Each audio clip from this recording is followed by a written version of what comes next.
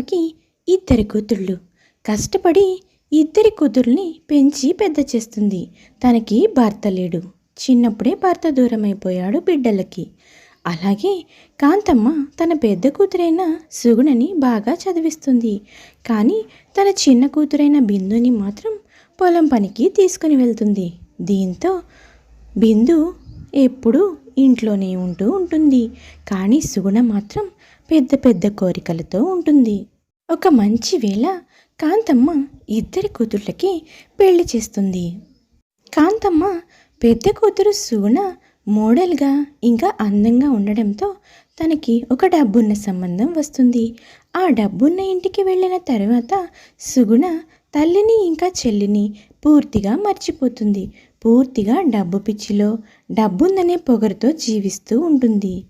ఇంకా చిన్న కూతురు బిందు విషయానికి వస్తే తను పేద ఇంటికి కోడలిగా వెళ్ళినప్పటికీ సుగుణ భర్త చాలా మంచివాడు. ఉన్న దాంట్లో సుగుణని చాలా సంతోషంగా చూసుకుంటూ ఉంటాడు. ఒకరోజు సుగుణ ఇలా అంటుంది, ఏమండి, మా అమ్మ అక్కడ ఒంటరిగా ఉంటుంది. పొద్దున ఫోన్ చేసి చాలా బాధపడింది. అక్క పెళ్ళైన దగ్గర నుంచి ఇంతవరకు నాతో ఒక్క ఫోన్ కూడా చేసి మాట్లాడలేదమ్మా. ఇంటికి వెళ్ళాను అంటే అమ్మగారు ఇంట్లో లేరు, షాపింగ్ వెళ్ళారు, అక్కడికి వెళ్ళారు, ఇక్కడికి వెళ్ళారు అని చెప్తున్నారు. ఆ అక్కని చూడాలనిపిస్తుందని మా అమ్మ చాలా బాధపడుతుందండి. ఏం చేయాలి? బిందు, నువ్వేమీ బాధపడకు. మీ అమ్మ అక్కడ ఒంటరిగా ఉండాల్సిన అవసరం ఏమీ లేదు. మనం మీ అమ్మకి ఆహారం ఏమీ పెట్టలేని పరిస్థితుల్లో లేం కదా. నేను కష్టపడి పనిచేస్తున్నాను. మన ముగ్గురి పొట్టలు నేను నింపగలను. మీ అమ్మని అక్కడి నుంచి మన ఇంటికి తీసుకొనిరా. ఆవిడ మనతో కలిసి సంతోషంగా ఉంటుంది. ఇంకా మీ అక్క విషయం అంటావా, ఆవిడ ఏదో పనుల్లో బిజీగా ఉండుంటుంది. ఎందుకంటే వాళ్ళకి బోలెడన్ని వ్యాపారాలు, బోలెడన్ని పొలాలు, స్థలాలు కదా. ఏ పెత్తనం చేస్తుందో ఏమో. మీ అక్కే వీలు కుదిరినప్పుడు ఫోన్ చేస్తుందిలే.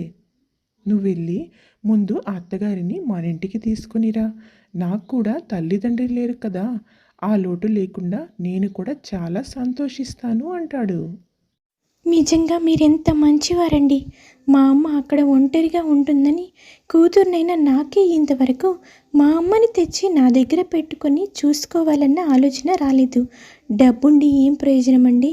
మా అక్క చూడండి, అలా మా అమ్మని నన్ను ఒంటరిగా వదిలేసి తన జీవితం తను చూసుకుంది. మీలాంటి మంచి భర్త దొరకడం నాకు చాలా అదృష్టం అండి. ఇప్పుడే వెళ్తాను.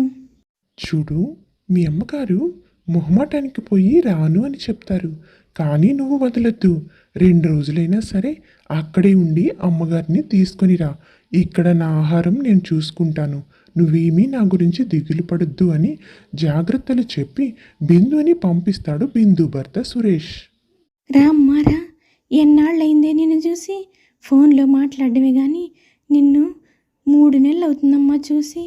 నాకు చాలా సంతోషంగా ఉంది. కనీసం నీకైనా ఈ తల్లి గుర్తున్నందుకు. మీ అక్కను చూసావా, కష్టపడి చదివించి డబ్బున్న ఇంటికి కోడలిగా పంపితే కనీసం ఫోన్లో కూడా మాట్లాడటం లేదు. అదేంటమ్మా అలా మాట్లాడుతున్నావు? నేను నిన్ను ఎలా మర్చిపోతాను చెప్పు. అక్క ఏదో పనుల్లో బిజీగా ఉంటుందమ్మా. వాళ్ళకి ఎన్ని బిజినెస్లు ఉన్నాయి. అక్క చదువుకుందని ఏదో ఒక బిజినెస్ బాధ్యతని అక్క మీద పెట్టి ఉంటారు. అందుకే అక్కకి రావడానికి కుదరట్లేదు. నిన్ను మా అల్లుడు గారు మా ఇంటికి తీసుకురమ్మని పంపించారమ్మా. ఇప్పుడు ఎందుకే నేను మీ ఇంటికి? నేను ఇప్పుడు బాగానే ఉన్నాను. నేనేమన్నా కాలు చెయ్యి పడిపోయి ఉన్నానా ఏంది? నేను రానులేమ్మా. నాకు ఓపికన్నంత కాలం నేనే వండుకొని తింటాను. తర్వాత ఎలాగో మీ దగ్గరికి రాకుండా తప్పదు కదా. ఇప్పటి నుంచే మీకు భారం కావడం ఎందుకు? పెద్దది ఎలాగో నన్ను వదిలేసి వెళ్ళిపోయినది. నువ్వైనా అప్పుడప్పుడు వచ్చి చూసి ఉండమ్మా. నాకు ఆ మాత్రం చాలు తల్లి. అమ్మా, ఎందుకని నువ్వు ఇలా మాట్లాడుతున్నావు? ఆయన ఏమన్నారో తెలుసా? నాకు ఎలాగో తల్లిదండ్రి లేరు. మీ అమ్మే నాకు తల్లిలాగా. మీ అమ్మని నువ్వు ఖచ్చితంగా ఇక్కడికి తీసుకొని రావాలి అని. లేకపోతే నన్ను కూడా ఇక్కడే ఉండమని చెప్పారు. ఇప్పుడు చెప్పు, ఏం చేద్దాం అనడంతో కాంతమ్మ మౌనంగా కూతురి వెంట బయలుదేరి కూతురింటికి వెళ్ళిపోతుంది. అలా కొద్ది రోజులు గడిచిపోతాయి. బిందు ఇంకా సురేష్ కాపురం చాలా బాగుంటుంది. ఉన్న దాంట్లో సర్దుకొని పోతూ వాళ్ళిద్దరూ చాలా అన్యోన్యంగా ఉంటూ కాంతమ్మని కూడా బాగా చూసుకుంటారు. కానీ వాళ్ళకున్న ఒక్కగానొక్క దిగులు సుగుణ గురించే. ఇంకో పక్క సుగుణ భర్త రాము. రాము సుగుణతో ఇలా అంటాడు, ఏంటి సుగుణ, పెళ్ళైనప్పటి నుంచి నేను చూస్తున్నాను, ఒక్కసారి కూడా మీ పుట్టింటికి వెళ్ళవు, కనీసం మీ అమ్మ చెల్లితో ఫోన్ చేసి కూడా మాట్లాడవు, వాళ్ళు ఎలా ఉన్నారు ఏంటి అని కూడా కనుక్కోవు.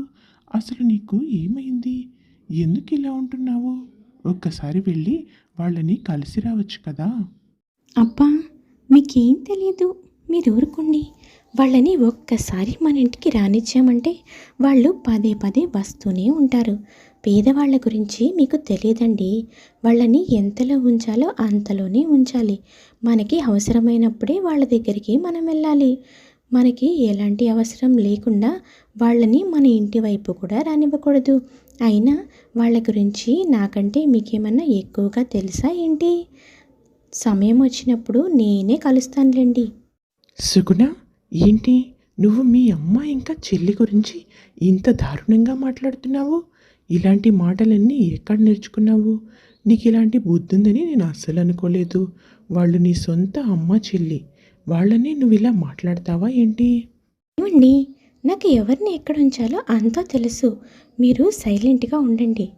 మీ అమ్మలాగా మీరు కూడా ఎక్కువ మాట్లాడితే మీ అమ్మని పంపించినట్లే మిమ్మల్ని కూడా ఎక్కడికో చోటికి పంపిస్తాను. ఎలాగో అత్తయ్య గారిని ఓల్డేజ్ హోమ్కి పంపించాను కదా. ఎందుకంటే ఆస్తి మొత్తం ఇప్పుడు నా పేరు మీద ఉంది. కాబట్టి మీరు ఏమీ చేయలేరు, అది గుర్తుపెట్టుకోండి. ఇలా రోజులు గడుస్తూ ఉంటాయి. కాంతమ్మ మాత్రం చాలా దిగులుగా ఉంటుంది. అమ్మ, ఏంటి నువ్వు ఇంకా అక్క గురించి దిగులు పడుతున్నావా? ఆ అక్క అక్కడ ఖరీదైన కార్లలో, బంగారపు దుకాణాల్లో, పెద్ద పెద్ద షాపింగ్ మాల్స్లో తిరుగుతూ బిజీగా ఉందమ్మా. ఆ అక్క తన ఫేస్బుక్లో రోజు ఫొటోస్ పెడుతూనే ఉంది. నేను రోజు చూస్తున్నాను. ఆ అక్క మనతో మాట్లాడాలని అనుకోవడం లేదమ్మా. ఆ అక్కకి ఖాళీ ఎందుకు దొరకదు? నువ్వు అంతలా ఆలోచించుకో.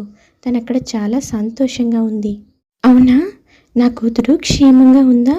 అది బాగుంటే నాకు అదే చాలే. అది అట్టా ఉన్నా పర్లేదు. మనల్ని పట్టించుకోకపోయినా పెద్ద లెక్క ఏం లేదు లేవే. అది బాగుంటే చాలు. దాన్ని ఒక్కసారి చూడాలనిపిస్తుంది. అమ్మ, నీకెంత చెప్పినా నువ్వు మారవా? అది ఇంతలా మనల్ని వద్దనుకుంటే అయినా ఇంకా నువ్వు దాన్ని చూడాలని అనుకుంటున్నావా? నీకు అసలు సిగ్గులేదమ్మా. సరేలే, వీలు చూసుకొని నేను నిన్ను అక్కడికి తీసుకువెళ్తాను. వెళ్ళి భోజనం చెయ్యి. ఏంటో ఈ అమ్మ ఎప్పుడు అక్క అక్క అంటుంది. దానికేమో తల్లి మీద ధ్యాసే లేదు. తల్లి ఎలా ఉంది, ఎక్కడ ఉంది అని కూడా లేదు. కనీసం తన కోసం నా జీవితాన్ని త్యాగం చేసి నేను చదువు మానేసి పొలం పనిచేసి దాన్ని చదివించాను. కనీసం నామైన విశ్వాసం కూడా లేదు. ఇలాంటి దానికోసం మా అమ్మ ఎందుకో ఇంతలా బాధపడుతుంది అని మనసులో తిట్టుకుంటుంది బిందు. ఒకరోజు సుగుణ బిందు దగ్గరికి వస్తుంది.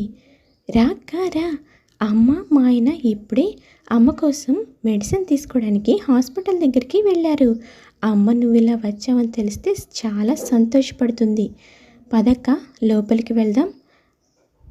నేనేమి లోపలికి రావడానికి రాలేదు.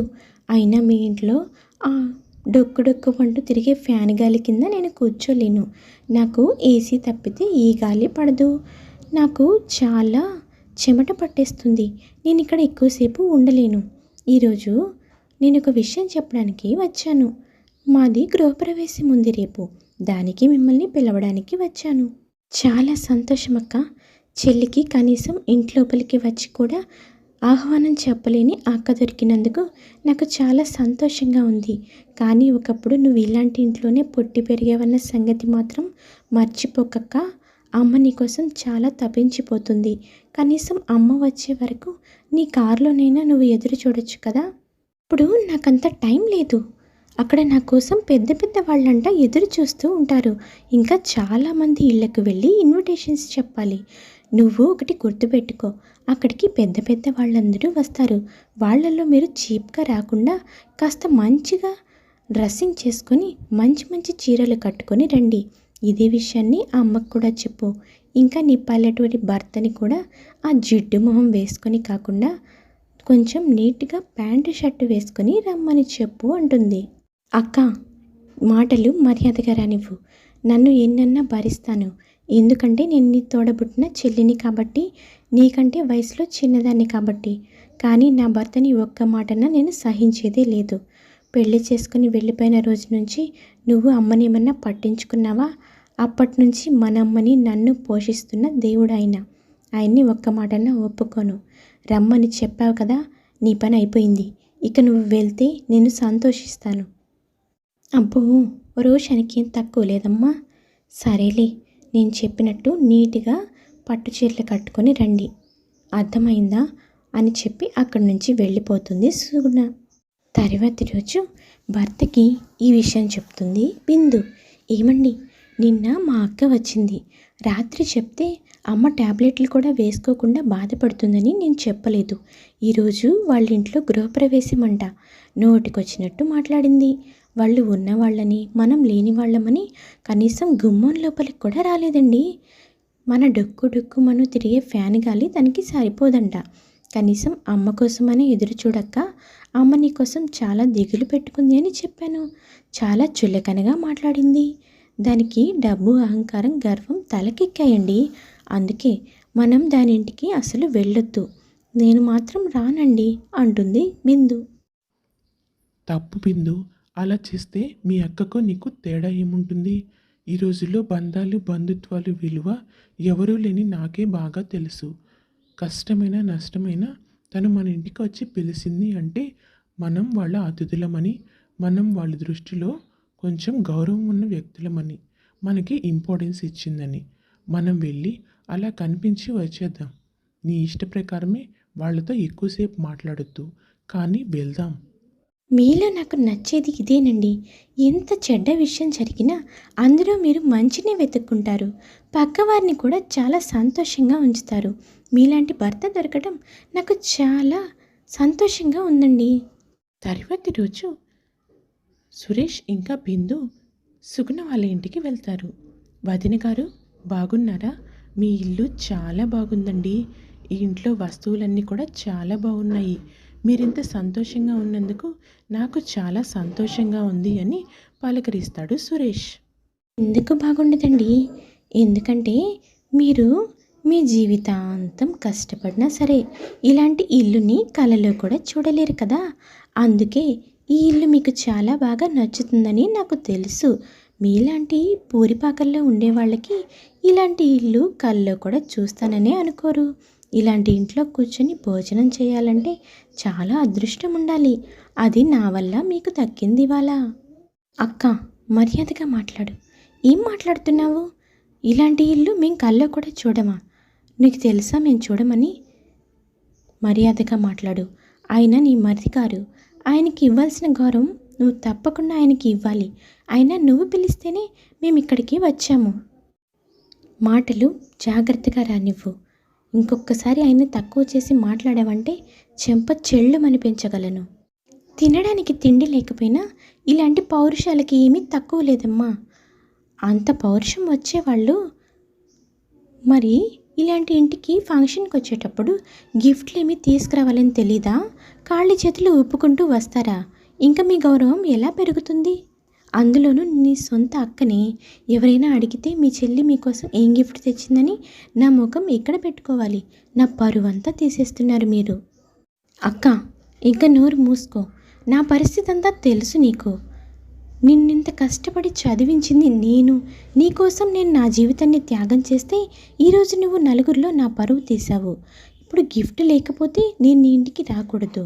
గిఫ్ట్తో వస్తే నేను నీ ఇంటికి రావచ్చు. అంటే డబ్బుకున్న విలువ మనిషికి లేనట్టే కదా. నా దృష్టిలో డబ్బుకే విలువ ఉంది. నీకేం తెలుసు? నాలాగా అందంగా ఉన్న అమ్మాయిలు డబ్బు లేకపోతే ఈ ప్రపంచంలో బతకనే లేరు. నీలా జిడ్డు మొహం వేసుకొని ఉంటే దానికి ఏమీ అవసరం లేదు. నువ్వేం వాడతావు? కొబ్బరి నూనెతోనే తల నుంచి అరికాల వరకు దాన్ని మాయిశ్చరైజర్గా కూడా వాడతావు. కానీ కేవలం రోజు నేను రెడీ అవ్వడానికే నాకు 10,000 ఖర్చు అవుతుంది. నీకు ఈ విషయం తెలుసా? ఇంత గొప్పదాన్ని నన్ను నోటికొచ్చినట్టు మాట్లాడతావా? ఇంకా నోరు మూసుకోక్క. అసలు నువ్వు పిలిచినా కూడా ఇక్కడికి రావడం నాదే బుద్ధి తక్కువ. మా ఆయన ఉన్నారే, అతి మంచితనానికి పోయి అక్క తొక్క అంటే ఇక్కడికి వచ్చాను. లేకపోతే నీ ముఖం ఎవడు చూస్తాడు? బిందు, ఇక్కడ గొడవలొద్దు. మనం వచ్చిన దారిని వెళ్ళిపోదాం పదా. మనం వచ్చి ఎందుకు వాళ్ళ సంతోషాల్ని పాడు చేయాలి? మనం వెళ్ళిపోతే వాళ్ళు పార్టీ చేసుకుంటారు. అందరూ మన వైపే అదోలా చూస్తున్నారు అంటాడు సురేష్. అది ముందు ఆ పని చేయండి, నాకు ప్రశాంతంగా ఉంటుంది. ఈ ఆర్గ్యుమెంట్ అంతా నాకు అవసరం లేదు. నువ్వు నా చెల్లివని పిలిచాను. ఇలాగా నీ నోటికి ఇష్టం వచ్చినట్టు మాట్లాడితే నీకు నా ఇంట్లో స్థానం లేదు. ఇక్కడి నుంచి వెళ్ళిపో అంటుంది. మారు మాట్లాడకుండా బిందు ఇంకా సురేష్ అక్కడి నుంచి వెళ్ళిపోతారు. వెంటనే కాంతమ్మ దగ్గరికి వెళ్తుంది. సుగుణ, చూసావమ్మా, చెల్లి నోటికొచ్చినట్టు ఎంత మాట పడితే అంత మాట అంటుంది. ఆ పేదవాడు వాడి కోసం నన్ను నోటికొచ్చినట్టు మాట్లాడుతుంది. చెల్లంతా మారిపోయిందమ్మా. తప్పు మీ చెల్లిది కాదే, నాది. చిన్నప్పుడు దానికి చదువు ఆపించి నిన్ను చదివించాను కదా, అది నేను చేసిన తప్పు. అందుకే నువ్వు ఇప్పుడు ఇంతలా మాట్లాడగలుగుతున్నావు. అది చేసిన దాంట్లో తప్పేముంది? తన భర్తని తక్కువ చేసి మాట్లాడితే ఈ భార్య ఒప్పుకోదు. నీలో డబ్బు అహంకారంతో ఉన్నావు కాబట్టి ఇలా చేస్తున్నావు. నేను కూడా వెళ్ళిపోతున్నాను. నువ్వు కూడా తనకే సపోర్ట్ చేస్తున్నావమ్మా. అయినా నువ్వు తన దగ్గర ఉంటే ఏం బాగుంటావు? నేనైతే నిన్ను పెద్ద హాస్పిటల్లో చూపిస్తాను. నెలకి కావాల్సిన మందులన్నీ ఇస్తాను. నా దగ్గర ఉండమ్మా అంటుంది సుగుణ. కానీ కాంతమ్మ సుగుణ మాట వినిపించుకోకుండా బిందుతో కలిసి వెళ్ళిపోతుంది. నీకు ఏమైంది సుగుణ? నువ్వు ఇంత చెడ్డదానివని నేను అస్సలు ఎప్పుడూ అనుకోలేదు. ఇలా చేస్తున్నావెందుకు? నీ పుట్టింటి వాళ్ళందరినీ అవమానపరిచి పంపించావు. ఇంకా నీకు ఎవరు కావాలి? రేపొద్దున నా పరిస్థితి కూడా అంతే కదా. నీకు భర్తన్న కూడా విలువ లేదు. నీ చెల్లి ఏం తప్పు చేసింది? తన భర్తపై మాట పడనివ్వలేదు. నీలాగా భర్తని పట్టించుకోకుండా పార్టీలని ఫంక్షన్లని డబ్బు తగిలేస్తూ ఇష్టానుసారం చేయడం లేదు. అలాంటి చెల్లి దొరికినందుకు నువ్వు చాలా సంతోషించాలి. కానీ తనని అవమానపరిచి పంపించావు. ఇంకొకసారి నీ ఇంటి గడప తొక్కకుండా చేసుకున్నావు. ఏం తెలీదు, మీరు నోరు మూసుకొని ఉండండి. అలాంటి వాళ్ళని ఎంత దూరంలో పెడితే మనకే అంత మంచిది. ఇప్పుడు మనకి ఏం తక్కువని అని భర్తని ఎదిరించి మాట్లాడుతుంది. రాము కూడా చేసేదేం లేక నోరు మూసుకొని ఉంటాడు. సుగుణ అన్న మాటలకి బిందు చాలా బాధపడుతుంది. వెంటనే పెళ్లిలో తనకి పెట్టిన బంగారంతో ఒక పెద్ద కిరాణా షాప్ పెట్టుకొని తను కూడా వ్యాపారం చేయడం మొదలు పెడుతుంది. వ్యాపారంలో బాగా వృద్ధి చెందుతుంది. రోజు మేనేజర్ సుగుణ ఇంటికి వస్తాడు. ఏమైంది మేనేజర్? ఎప్పుడు జీతాలు కావాలన్నా నాకు ఫోన్ చేసేవాడివి, ఈసారి డైరెక్ట్గా ఇంటికి వచ్చావు. అది మేడం, సారు ఇంటి డాక్యుమెంట్స్ ఇస్తానన్నారు, ఇల్లు అమ్మకానికి పెట్టడానికి. అందుకనే వచ్చాను. ఇంటి డాక్యుమెంట్స్ ఏంటి? ఇల్లు అమ్మకానికి పెట్టడం ఏంటి? అసలు ఏం జరుగుతుంది ఇక్కడ? మేడం, సార్ చెప్తారు, మీరు వినండి, నేను కొద్దిసేపు ఆగి వస్తాను అని మేనేజర్ బయటికి వెళ్తాడు. ఏమైందో నీకు ఇప్పుడు తెలియాలా? నువ్వు చేసిన ఖర్చులకి, జల్సాలకి, షాపింగ్లకి, పార్టీలకి, అలాగే మన బిజినెస్లో వచ్చిన లాస్కి మన ఆస్తి మొత్తం పోగొట్టుకున్నాం. ఇంకా మనం 50 లక్షలు అప్పున్నాం. మనం అర్జెంటుగా ఈ ఇల్లు అమ్మి అప్పు కట్టకపోతే మనం పోలీస్ స్టేషన్కి వెళ్ళాల్సి వస్తుంది. ఏం మాట్లాడుతున్నారండి మీరు? ఇదంతా నిజం కాదు, కళ అని చెప్పండి. డబ్బు లేకపోతే నేను ఎలా బ్రతకగలను? డబ్బు ఉందనే కదా నా వాళ్ళందరినీ నేను దూరం చేసుకున్నాను. ఇల్లు కూడా లేకపోతే మనం ఎక్కడికి వెళ్ళి బ్రతకాలండి? లేదు, ఇలా జరగడానికి వీల్లేదు. అందుకే ఎప్పుడు అహంకారం పనికిరాదు. జీవితం మనిషిని ఎప్పుడు ఎలా ఉంచుతుందో ఎవరికీ తెలియదు. ఈరోజు మన దగ్గర రూపాయి కూడా లేదు. ఇప్పుడు తప్పనిసరి పరిస్థితుల్లో నీ చెల్లి దగ్గరకు వెళ్ళక తప్పదు. ఎందుకంటే మనం తలదాచుకోవడానికి కూడా స్థలం లేదు కాబట్టి. మీ చెల్లి చాలా మంచిది. తను ఖచ్చితంగా మనల్ని ఇంట్లోకి రానిస్తుంది. తను నీలా కాదు. ఇప్పటికైనా బుద్ధి తెచ్చుకో. ఎప్పుడో బుద్ధి వచ్చిందండి, కానీ ఇప్పుడు నా చెల్లి దగ్గరికి వెళ్ళడం కూడా నాకు ఇష్టం లేదు. ఇలాంటి బ్రతకడం కన్నా చనిపోవడమే మేలు అనిపిస్తుంది. ఎందుకలా మాట్లాడుతున్నావు? మీ చెల్లి ఇంకా మీ మరిది చాలా మంచివాళ్ళు. సురేష్ నాకు ఫోన్ చేసి చాలా ధైర్యం చెప్పాడు. తను నాకు వ్యాపారం చేసుకోవడానికి సహాయం చేస్తానని కూడా చెప్పాడు. నాకు ఇప్పుడు ఎలాంటి టెన్షన్స్ ఏమీ లేవు. మనం అక్కడికి వెళ్ళటమే ఇప్పుడు మంచిది. కాంతమ్మ సుగుణని చూసిన వెంటనే బోరున ఏడుస్తూ, ఇంత పని జరిగింది తల్లి, నువ్వు సంతోషంగా ఉన్నావు అనుకున్నాను. కానీ దేవుడు ఇలా నిన్ను ఆస్తి అంతా పోగొట్టుకొని పేదదాన్ని చేస్తాడు అనుకోలేదు. డబ్బు లేకుండా నువ్వు ఎట్టా బతుకుతావే? అయినా నువ్వేం దిగులు పడమాకమ్మా. నేనున్నంతకాలం నీకెలాంటి దిగులు రానివ్వనే. ఏడవకు తల్లి, ఏడవకు అని ఏడుస్తున్న సుగుణని ఓదారుస్తుంది కాంతమ్మ ఏడుస్తూ. నన్ను క్షమించమ్మా. డబ్బుందన్న అహంకారంతో నా అనే వాళ్ళందరినీ దూరం చేసుకున్నాను. అందుకే దేవుడు నాకింత పెద్ద శిక్ష వేశాడు. నిలవడానికి నీడ కూడా లేకుండా చేశాడు. ఆఖరికి నేను ఎవరినైతే చీచా అన్నానో వాళ్ళ కాళ్ళ దగ్గరే నన్ను పడేశాడు. నన్ను క్షమించు చెల్లి, నన్ను క్షమించండి మరిది గారు. నాలో తప్పులేమన్నా ఉంటే నన్ను క్షమించండి. అదేమీ లేదక్క. నీ తప్పు నువ్వు తెలుసుకున్నావు. నాకు అదే చాలు. ఇక నుంచైనా సరే నువ్వు మంచిగా ఉండాలని నేను కోరుకుంటున్నాను. నేను మా ఆయనతో మాట్లాడాను. మీకు కూడా ఏదో ఒక వ్యాపారం పెట్టిస్తానని చెప్పారు. ఇకపై మనందరం సంతోషంగా కలిసిమెలిసి ఇక్కడే ఉండొచ్చు. అవునే, ఒకసారి తప్పు చేసినోళ్ళు మళ్ళీ తిరిగి తప్పు చేయరు. ఒకసారి దెబ్బ తిన్న వాళ్ళకి ఆ దెబ్బ రుచి తెలుసు కాబట్టి నీ అక్క ఈ జన్మలో మళ్ళీ తప్పు చేయదు. నీ అక్క జీవితాన్ని కూడా బాగు చేయమ్మా అని బిందుతో మాట్లాడుతుంది కాంతమ్మ. ఇలా తప్పు తెలుసుకున్న సుగుణ మారడంతో అందరూ కలిసి సంతోషంగా కలిసిమెలిసి జీవిస్తూ ఉంటారు. ఇది ఇవాల్టి కథ. ఐకమత్యమే మహాబలం. బంధాలు బంధుత్వాలు అంటే ఒకరికొకరు ఆపదల్లో సహాయంగా ఉండటమే. అప్పుడు ఎన్ని సమస్యలు వచ్చినా సరే సంతోషంగా ఆ సమస్యల్ని దాటగలము.